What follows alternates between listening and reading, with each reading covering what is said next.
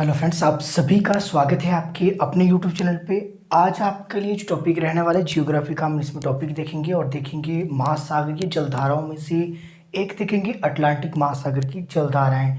ना केवल हम जलधाराएं देखेंगे बल्कि इससे संबंधित जितने भी आपके महत्वपूर्ण प्रश्न बनते हैं उसको भी हम देखेंगे। तो इंडिया का आपके पास मैप नहीं भी है तो कोई बात नहीं, आज की वीडियो में चलेगा, लेकिन आपके पास जो है वर्ल्ड का मैप होना चाहिए। तो बाकी ये मैंने थोड़ा सा आपको बना के दे दिया है, अगर आप समझ सकते हैं तो आपको जो है इस तरह का, अगर आपके पास मैप है तो चल पड़ेगा। अगर आपके पास मैप है तो इस तरह का कोई भी छोटा बड़ा मैप जो भी है आपके पास उसको सामने रख कर आप चलिएगा। तो इसमें हम देखने वाले आपका जो ये अटलांटिक महासागर है इसको हम आज कवर करने वाले हैं। इसमें जितनी भी आपकी जलधाराएं हैं, गर्म कौन सी है, ठंडी कौन सी है, ये तो हम देखेंगे ही। साथ में हम इसमें और क्या देखेंगे, इससे रिलेटेड आपके प्रश्न आपके एग्जाम में देखने को अधिकतर मिलते हैं, उसको भी समझने का प्रयास करेंगे। तो अभी देखिए आपने क्या करना है। तो सबसे पहले आपको मैं बता दूं कि आपको जो है पता होना चाहिए कि हम जो किसके बारे में पढ़ रहे हैं, ठीक है। और जो अगर मैं बोलूँगा विषुवत रेखा, तो विषुवत रेखा किसको कहा जाता है? विषुवत रेखा कहा जाता है आपकी जो 0 डिग्री आपकी रेखा है, 0 डिग्री जो अक्षांश रेखा है, यानी कि हम कह सकते हैं 0 डिग्री जो इक्वेटर है आपकी, इसी को विषुवत रेखा कहा जाता है।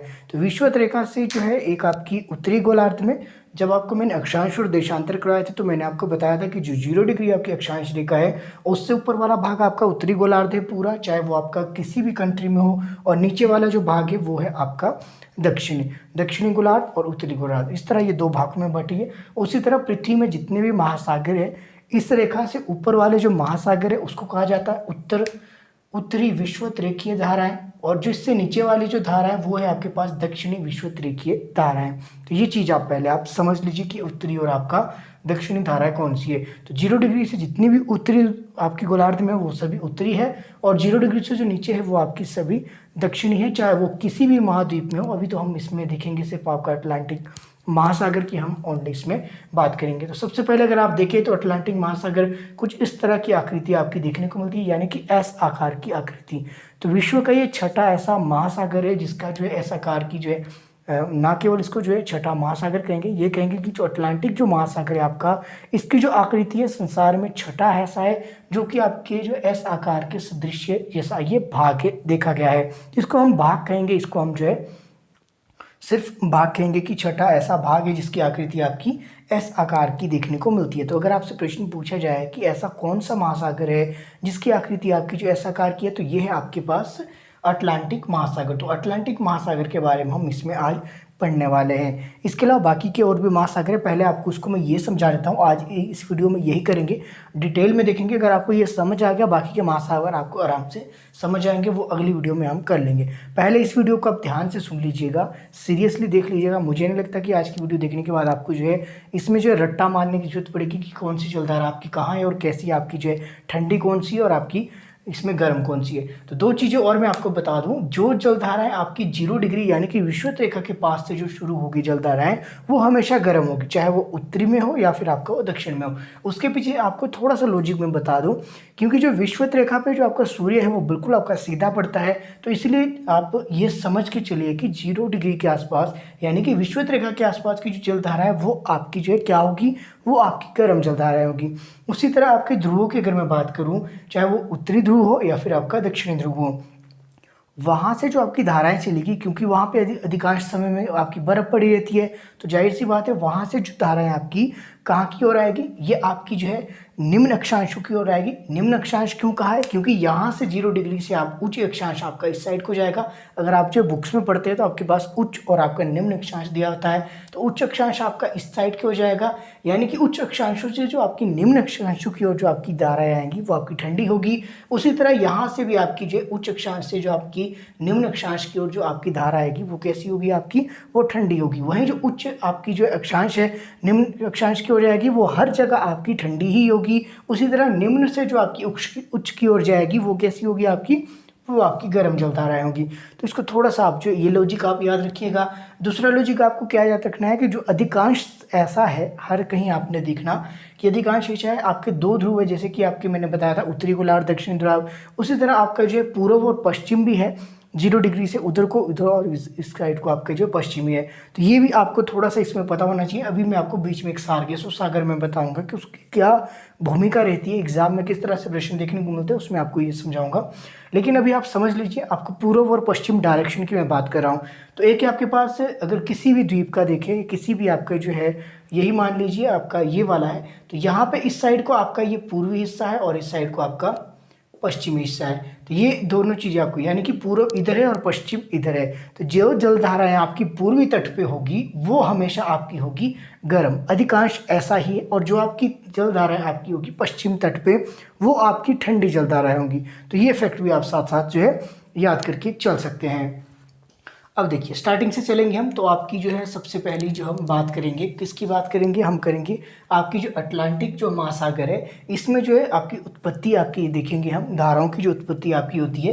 तो 0 डिग्री में हम बात करें तो 0 डिग्री यानी कि विषुवत रेखा के पास जो है जलधाराएं आपकी सभी में पाई जाती है, चाहे वो किसी भी द्वीप महाद्वीप में आपकी क्यों ना हो। तो यहाँ से धाराओं की उत्पत्ति आपकी मानी जाती है। तो यहाँ पे जो आपकी 0 डिग्री से ऊपर उत्तर विषुवत रेखीय धाराएं हैं। अब देखिए, ये आपकी धाराएं चलेगी आपकी पूर्व से पश्चिम की ओर। अब आप बोलेंगे कि ये पूर्व से पश्चिम की ओर ही क्यों चलेगी, तो आपकी जो पृथ्वी घूमती है, पृथ्वी आपकी कहाँ से घूमती है, तो पृथ्वी आपकी जो घूमती है वो घूमती है आपकी पश्चिम से पूर्व की ओर। तो ये चीज़ आपको पता होनी चाहिए, ये पश्चिम है, पश्चिम से पूर्व की ओर आपकी पृथ्वी घूम रही है।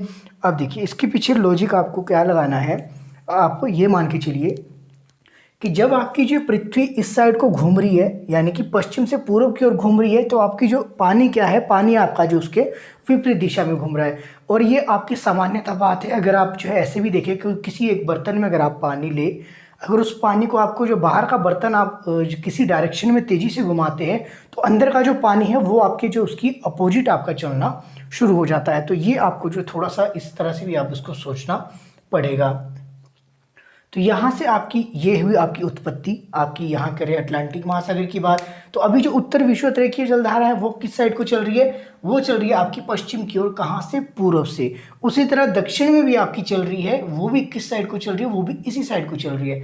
अब देखिए, जब ये जलधाराएं आपकी यहाँ पे तट पे, चाहे वो दक्षिणी तट पे टकरा रही हो आपके, या फिर आपके उत्तरी तट पे टकरा रही हो, जब ये दोनों जलधाराएं आपकी टकराएगी, हालांकि अभी ये एक ही है, ये विषुवत रेखा हमने इसमें डिवाइड कर दी है, ये एक ही जलधारा है, वहाँ पे कोई आपकी विषुवत रेखा ऐसे नहीं है, ये सिर्फ आपकी मानी गई है।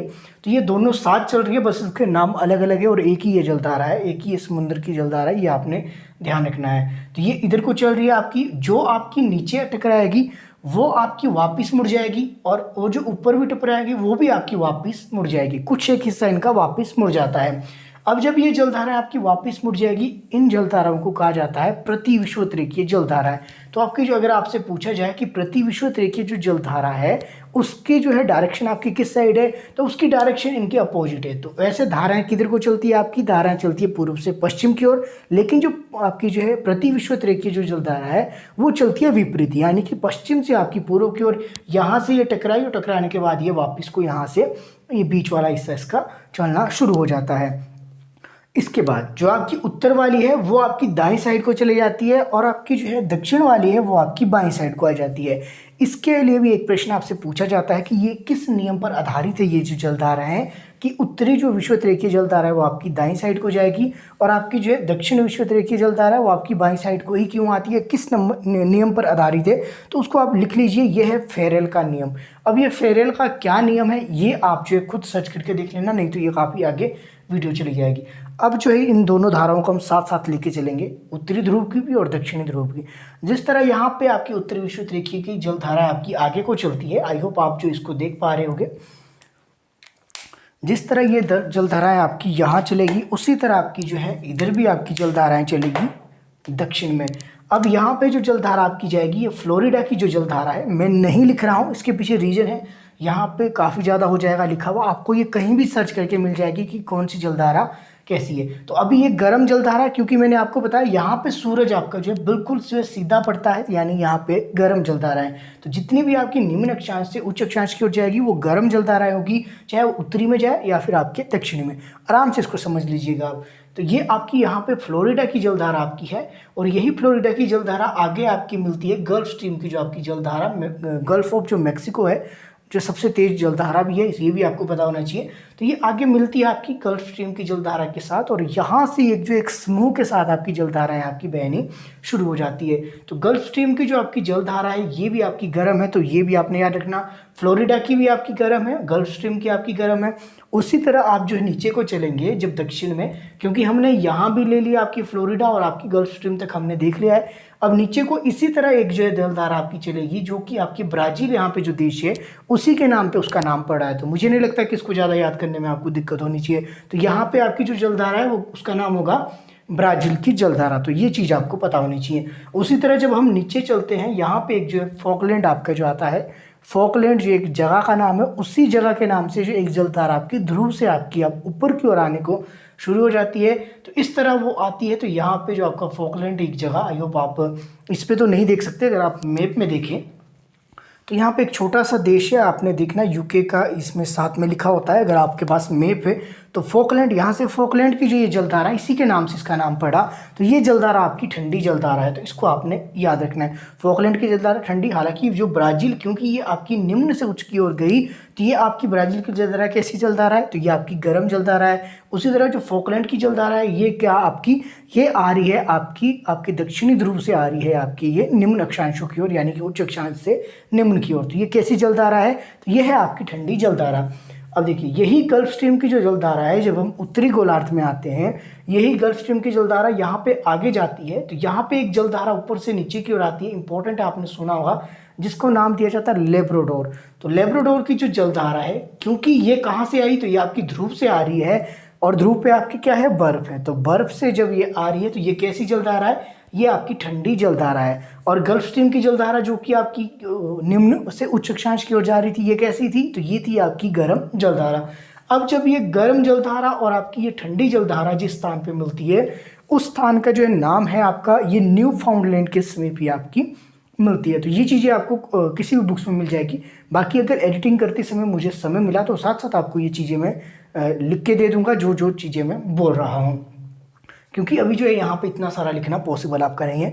तो ये जो है एक आपकी गर्म जलधारा ये आपकी ठंडी जलधारा मिल रही है ऊपर से, और नीचे से वो आपकी कौन सी, तो ये आपकी गल्फ स्ट्रीम की जलधारा जो कि गर्म है। तो ये दो जलधाराएं जहाँ पे मिलती है कहीं भी, ना केवल आपके अटलांटिक की हम बात करें, ना केवल अटलांटिक में, अगर आप जो प्रशांत महासागर में भी मिलती है, ये क्यूरेशिया के पास जो जापान वाला एरिया है वहाँ की मैं बात कर रहा हूँ, ये उस अलग अलग से दूसरी वीडियो में देखेंगे वहाँ का, अभी यहाँ का देख लेते। तो सबसे पहले दो चीज़ें आपने याद रखनी है कि जहाँ पे भी आपकी जो गर्म और आपकी ठंडी जलधाराएं मिलती हैं, वहाँ पे आपका क्या होता है, वहाँ पे मछली उत्पादन के लिए सबसे अच्छा क्षेत्र आपका माना जाता है। तो आपका जो है मछली उत्पादन के लिए सबसे अच्छा जो क्षेत्र है वो आपका है कहाँ पे, न्यू फाउंडलैंड के समीप आपका जो ये माना जाता है, जिसको जो नाम दिया गया ग्रांट बैंक। तो ये जो ग्रांट बैंक है ये आपसे एग्जाम में पूछा जाता है कि ये जो ग्रांट बैंक है ये कहाँ पे है। तो ग्रांट बैंक कहाँ पे है आपका, तो ये है आपका अटलांटिक महासागर में, जो कि आपके पास से जो आपकी गल्फ स्ट्रीम की जो जलधारा गई और ऊपर से जो आपकी लेब्राडोर की जो जलधारा आई,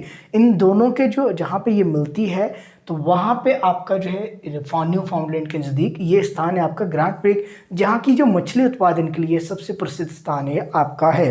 तो ये चीज़ें आपको पता होनी चाहिए। और जो है ये जो जलधारा है, इन दोनों जलधारों के मिलने से एक ठंडी होगी और एक आपकी गर्म, यानी कि दोनों विपरीत जलधारा जब ये मिलती है तो ये कोहरा उत्पन्न करती है, कोहरा यानी कि फॉग। इसके कारण क्या होता है, जल परिवहन जो है आपका उसमें जो है थोड़ी सी बाधा उत्पन्न होती है। तो ये चीज़ आपको पता होनी चाहिए। इसके अलावा आपने और क्या रखना है कि जो जहाँ पे ये जो जलधारा आपकी मिलेगी, यहाँ पे एक जो घास होता है उसका नाम आप लिख लीजिए फ्लैंकटन। तो फ्लैंकटन नामक जो घास आपका यहाँ पे पाया जाता है, फ्लैंकटन नामक जो है घास आपका यहाँ उत्पन्न होता है, जहाँ पे ये दो जलधाराएं मिलती है, जो कि गर्म और आपकी ठंडी है। क्योंकि गर्म आपकी गल्फ स्ट्रीम की गई, बार बार मैं कह रहा हूँ, और लेब्राडोर आपकी ठंडी आई। तो यहाँ पे जो है जब ये मिलेगी तो यहाँ पे एक जो है घास का उत्पादन होता है, या फिर कहे कि यहाँ पे घास उत्पन्न होता है फ्लैंकटन। तो फ्लैंकटन जो आपका ये घास है, ये जब आपका उत्पन्न होता है तो इसको खाने के लिए आती है छोटी छोटी मछलियाँ, जो कि उनका आहार है।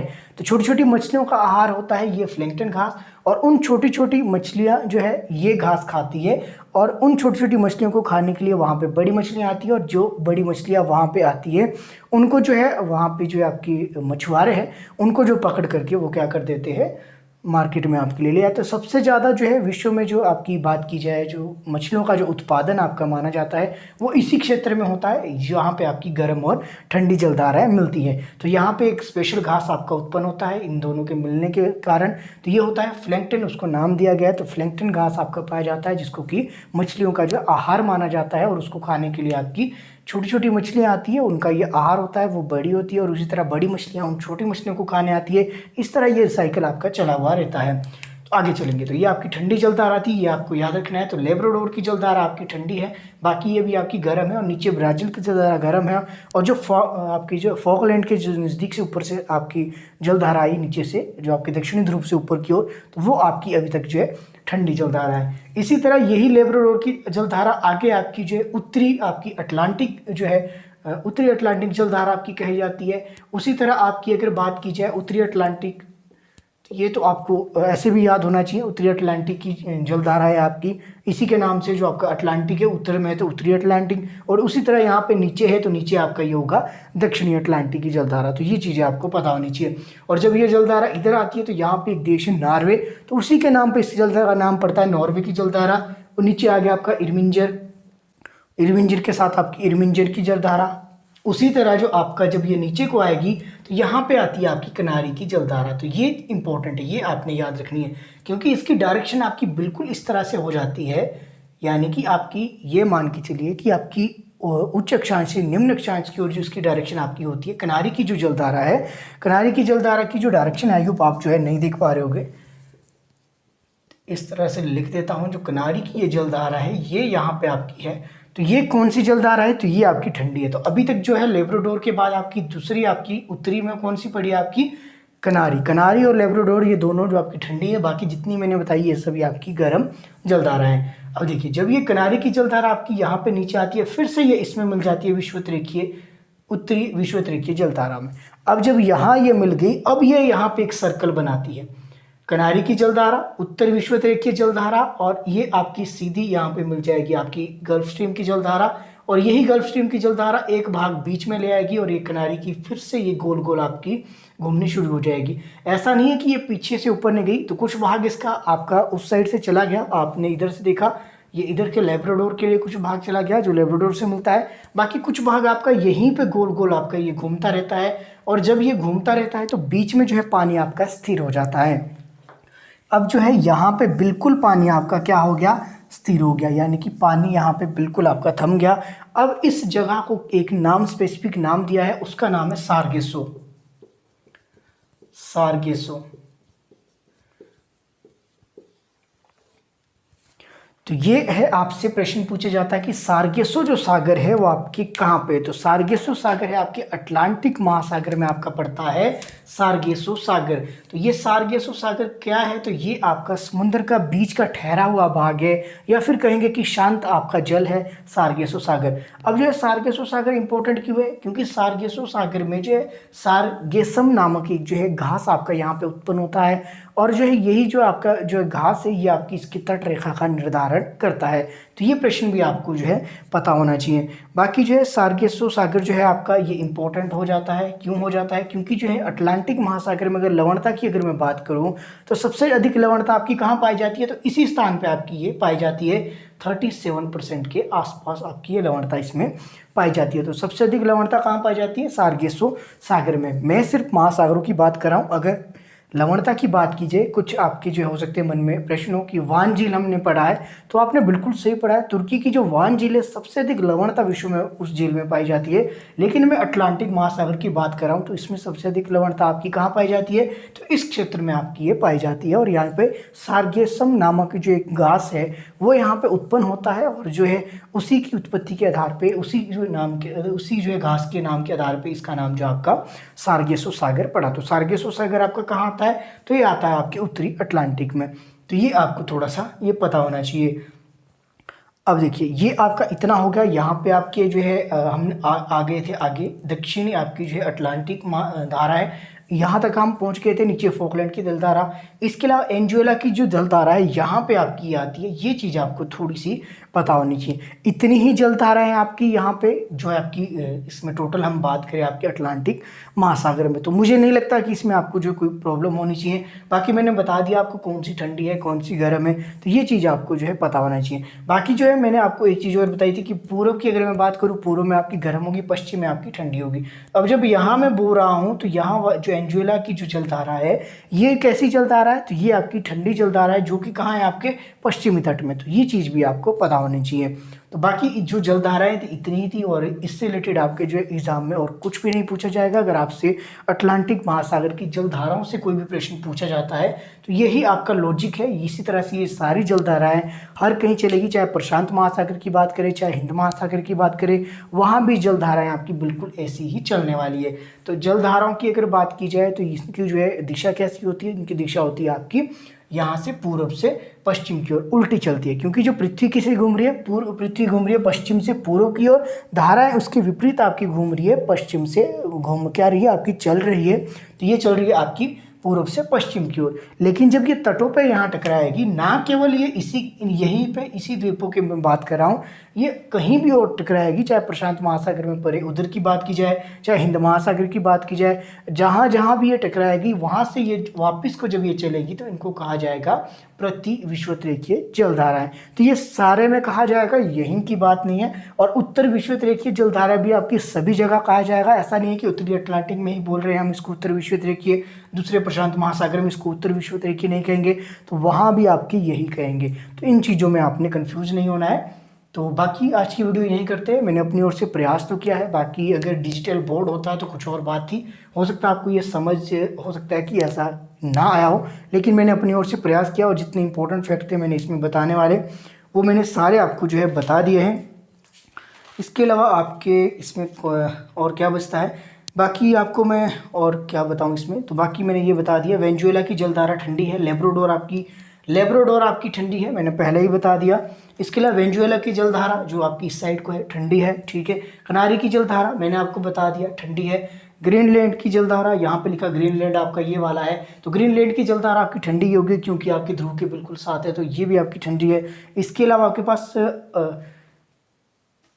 अंटार्कटिका की जलधारा, तो अंटार्कटिका की जलधारा आपको ठंडी होगी, ध्रुव पे आता है। इसके अलावा फॉकलैंड की जलधारा की बात करें तो मैंने बता दिया ये भी आपके ध्रुव से चल रही है, तो ये भी आपकी ठंडी है। इसके अलावा अगर मैं आपसे पूछूं कि आपकी जो गल्फ स्ट्रीम की जलधारा कैसी है, तो क्योंकि गल्फ स्ट्रीम की जलधारा हमने यहाँ पढ़ी तो कैसी है आपकी, ये आपकी गर्म जलधारा है। फ्लोरिडा की जलधारा बिल्कुल इसके साथ थी पीछे, तो ये भी आपकी गर्म जलधारा है। इसके अलावा कनारी माफ़ कीजिए, इसके अलावा आपकी दक्षिण विषुवतरेखीय जो जलधारा है, दक्षिण विषुवतरेखीय जलधारा यहाँ पढ़ी थी हमने, दक्षिण की ओर जो आपकी आ रही थी, उसी तरह यहाँ पे उत्तर विषुवतरेखीय जलधारा थी, तो ये दोनों जलधारा आपकी गर्म है। इसके अलावा आपके विपरीत विषुवतरेखीय जलधारा, तो ये विपरीत ये वाली जिसको मैं प्रति जो है विषुवतरेखीय जलधारा कह रहा हूँ, तो ये आपका इसमें लिखा गया है विपरीत विषुवतरेखीय जलधारा, तो ये आपकी विपरीत जो चल रही है, चाहे वो उत्तरी विषुवतरेखीय हो या फिर आपकी दक्षिण, तो जब ये टकराने के बाद वापिस जो उल्टी बीच वाले भाग से जो खाली स्पेस आपका है उसमें चलती है ये धारा, तो इसको कहा गया है आपके इसमें विपरीत विषुवतरेखीय जलधारा,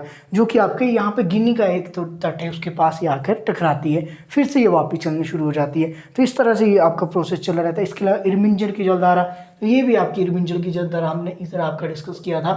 इससे पहले आपका नॉर्वे आएगा ऊपर, तो नॉर्वे के साथ नॉर्वे की जलधारा, तो ये सभी कैसी आपकी, तो ये सभी आपकी जो है गर्म जलधारा है। तो आई होप आज की ये वीडियो आपके लिए काफ़ी हेल्पफुल रही होगी। बाकी बताइएगा अगर आपको ये समझ आया है, तो बाकी जो प्रशांत महासागर की जलधारा है वो भी देख लेंगे, हिंद महासागर की जलधारा है वो भी देख लेंगे। बाकी मैंने प्रयास किया है, अगर आपको समझ आ जाता है उसके बाद आपको नेक्स्ट भी समझा दिया जाएगा। बाकी मिलते हैं अगली वीडियो में। मेरे साथ बने रहने के लिए आप सभी का तहे दिल से बहुत बहुत धन्यवाद।